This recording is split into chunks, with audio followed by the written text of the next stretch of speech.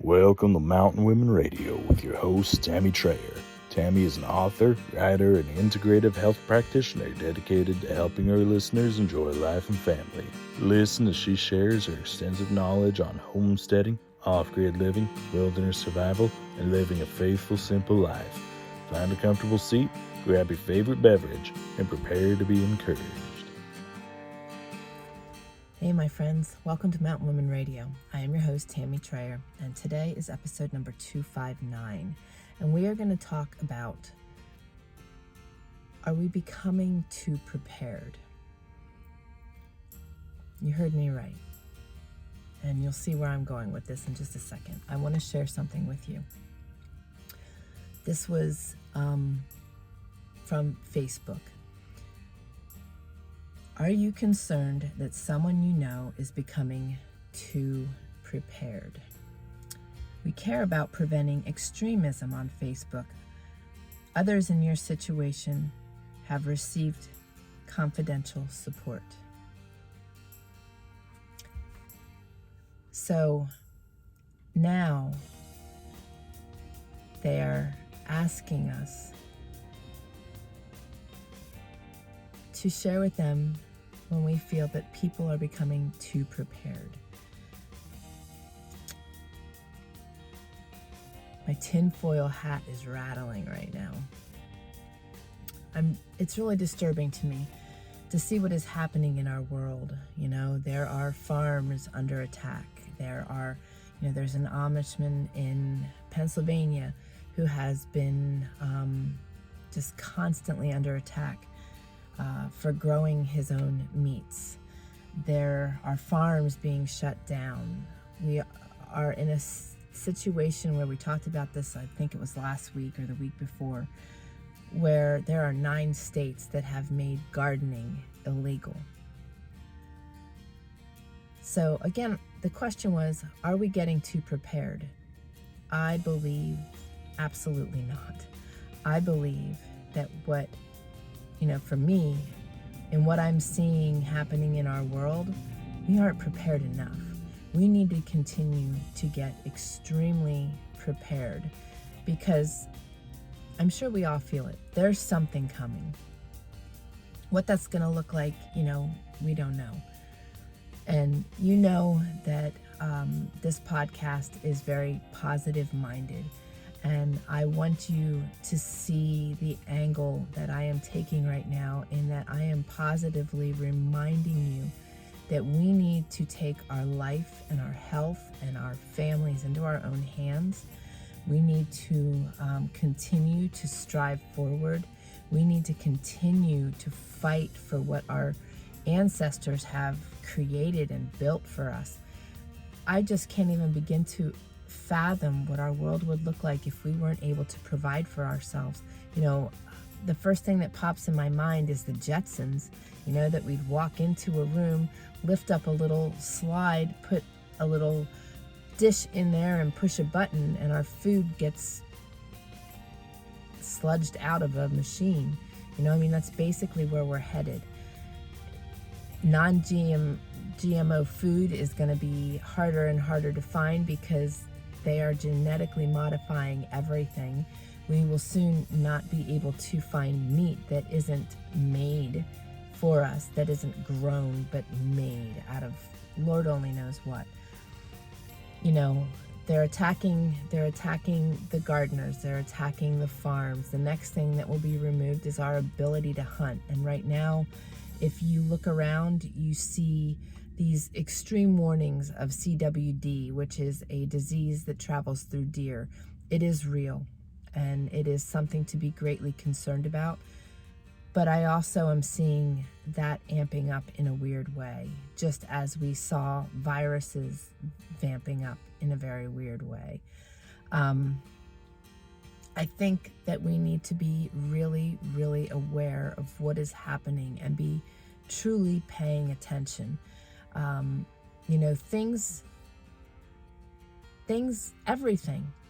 Everything needs to be questioned. And that doesn't need to bring anxiety to us. That just means that we need to create a new norm. And, I know a lot of people that'll say, well, I don't like to watch the news because it really causes me great stress. I get that. And, that same person is going to say to me, well, I don't really want to worry that much. You got to die from something, or can it really be that bad? And I want to tell you, I really do believe that it's going to get really bad if we don't start really putting efforts forth, whether it's contacting our representatives and letting them know that we do not agree with all the things that are going to the table and that are being signed, and all the things that are nestled under the things that are being signed, and that they're allowing things to happen. I mentioned my tinfoil hat. I believe in God 100%. God is first and foremost in my life.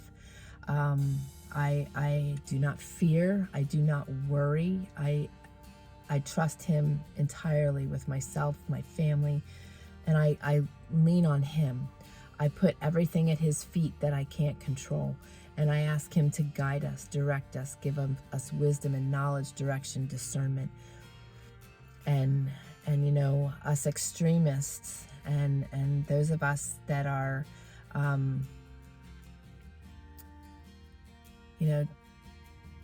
a concern because we do wear our tinfoil hats and we question things.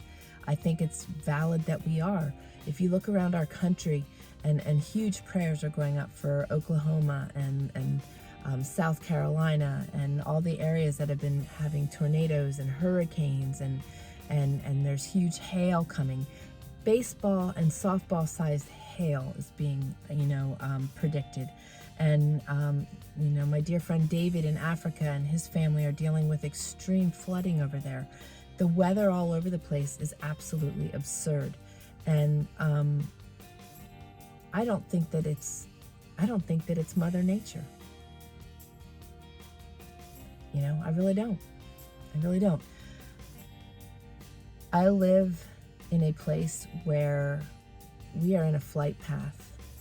And yes, there have been chemtrails over the years, but I have never seen chemtrails like we are seeing right now. And as an integrative health practitioner, and seeing all the heavy metals and the heavy toxicity that people are dealing with, and dealing with it myself, and being the canary in the coal mine, that when I am around toxicity, my body flares. I know it. My family knows it.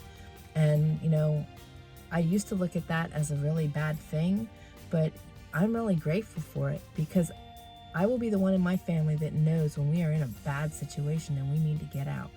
And, I am living in a place that is extremely clean. We live in the middle of the wilderness. We do not have, a landline. We do not have power lines running through our environment. But we've got chemtrails like I've never seen before. That's falling from the sky. That's landing on the ground. That's ending up in the water when it rains. That's working its way into the soil, into our waterways, into our food. Guys, there's a lot happening. And I'm not sharing all this to scare you. I am sharing this with you so that you put things in place to combat what's happening, to be able to protect yourself, to know how to ward off the heavy chemical exposure, how to be able to continue to do things that have been a tradition for our families for generation upon generation upon generation upon generation. Going back to the garden, guys, that is now illegal. I mean, this is just insanity. And, a lot of people frown upon hunters because it requires you to take a life. But if we don't take those lives and we allow the animals to overpopulate, massive disease sets in. And that's not good either. God's design is a beautiful thing. And he's provided everything we need in our surroundings. He's provided the antidotes to poisonous plants within feet of each other. He provides us with the water that we need to exist. Our breath is our life source. It is also an amazing healing tool. He gives us everything on this earth, the animals, to be able to exist and to eat.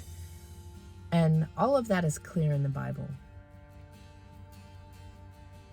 In our world today, what is happening is not just happening now, and it didn't just start happening. It's been happening for a long time. It's been an extreme progression of getting to this place where they have extreme control. And, you know, you look at the things that are planned. Let's just use, for example, electric cars. Let's get rid of the gas cars. Let's get rid of cows, you know, because those things are ruining our atmosphere. But they don't look at the industry, and they don't look at the fact that, you know, an electric car actually pollutes more over its lifetime than a gas or diesel vehicle will. It is an impossibility to own an electric vehicle and live the way I do. Because if I did, I wouldn't get very far. I live over 20 miles from the biggest town. We live in a very vast location. They want everybody in electric vehicles so that they can keep us in the cities. Why? You know, we talk about this a lot. And we were very close to this at one point with my healing journey. You know, if we ended up homeless, the last place we would go would be the city. There's a lot to think about. There's a lot to be aware of. There's a lot we can do. And, you know, I am praising God that we live in a state that I can still garden. You know, at one point it was disturbing that it was illegal to be off the grid and to have solar power. There are states still that have those things in place. It's illegal to have water catchment systems in certain states. This is all forms of control. There are places where you can't homeschool. Again, another form of control. And we need to see it as that, you know. And it blows me away to hear the other side of things. And granted, I'm very open-minded and we're all entitled to our own opinions.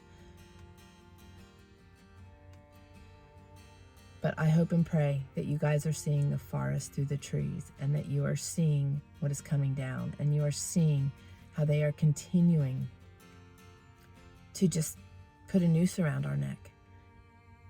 So I just want to encourage you to continue to prepare. Continue to learn what you need to learn to be self-sufficient, to be able to do the things you need to do if the internet goes away. I'm going to be creating a very large resource of all the books that I own and why I recommend them. A physical library is extremely important because that will give you the resources you need to keep going. There are a lot of books on the market, and there's a lot of new books over the last 10 years, but some of the greatest books are the ones that are from a long time ago. Just such valuable information. Knowing how, you know, Reader's Digest has a great book on self-reliance. It is a self-reliance digest, and it is wonderful. You know, it has all of those traditional skills in there, broken down with step-by-step instructions. A great tool for somebody starting out. A great resource for somebody that is continuing to add to their homestead and to their knowledge bank. Knowing the plants that are in your surroundings. And remember, you know, don't get your plants that are along the roadsides or that are in places in these cities that are being sprayed. avoid honey that has been retrieved from right along the roads. Really think about everything. The next podcast I'm going to do is going to also open your eyes in a lot of ways, I believe, as well. But, really start thinking about things, paying attention. Understand that a lot of things are happening in our world as well, where there is a huge distraction over here so that you're not looking over here. This is a jam-packed podcast, but this is heavy on my heart.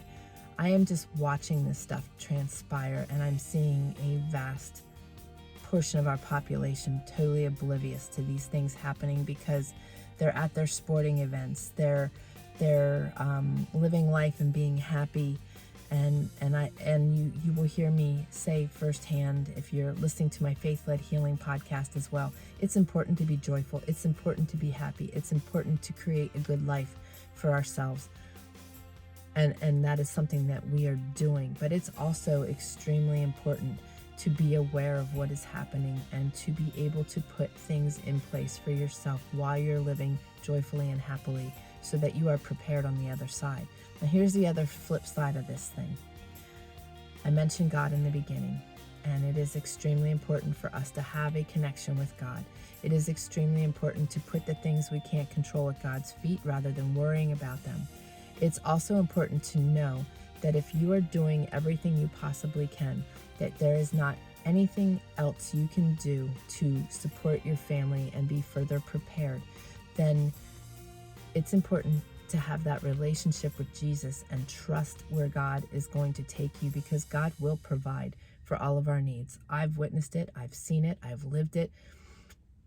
We didn't have anything, and God provided for every single thing we needed at the exact moment we needed it. And I know that He will do that. So it is written in the Bible that we are supposed to be prepared, but we are also supposed to, so we are supposed to do our part, but we are also supposed to trust that He will pick up where we have left off and where we are unable. And that is an absolute truth. So this podcast is not to bring fear. I am not, attempting to fearmonger. I am attempting to open your eyes. I am attempting to help you to see the clear picture, and I am trying to help you to live that good life. And that good life is in a really good balance of God first, doing the best we can, and trusting that He will provide. We are called to do what we can for ourselves. We're not supposed to sit and wait for things to happen and wait for Him to hand out to us. We are to do the best we can for ourselves, and He will pick up where we leave off. So guys, no, we cannot ever be too prepared. Even just being prepared is putting God first. We need to be cultivating that relationship. We need to be cultivating things for ourselves, and we need to be aware of what's happening right around us. If you are in a state or a county that is trying to implement these kind of crazy rules, you need to be fighting it. You need to use your voice. Now is a time. We were all created for a time just as this.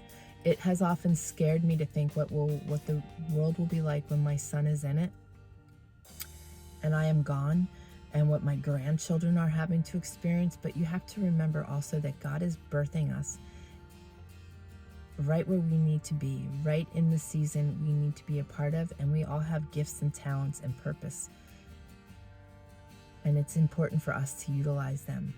Many of us were given the opportunity to have a voice in a situation where we can help people, and that's exactly what I'm trying to do today.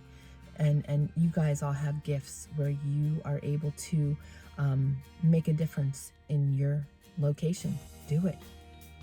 And also, as I said last week, I believe, nurture the abilities and the skills of your children. Empower them to be a voice. Empower them to trust God. Empower them to learn skills.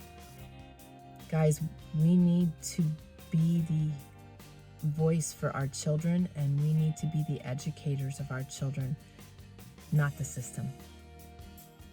Educate your children, educate your babies, grow them up well, and keep showing them what we need to do to be successful